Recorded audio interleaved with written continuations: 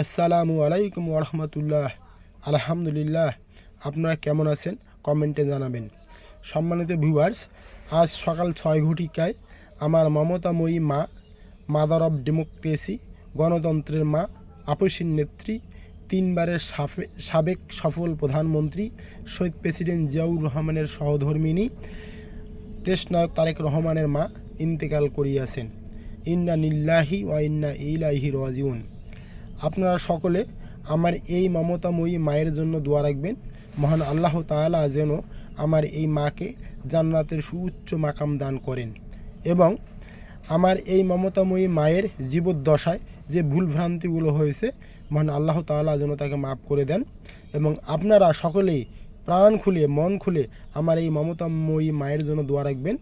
আমার মা যেন জান্নাতের সুউচ্চ মাকামে যেতে পারে, মহান আল্লাহ তাআলা যেন তাকে সেই সুউচ্চ মাকাম দান করেন।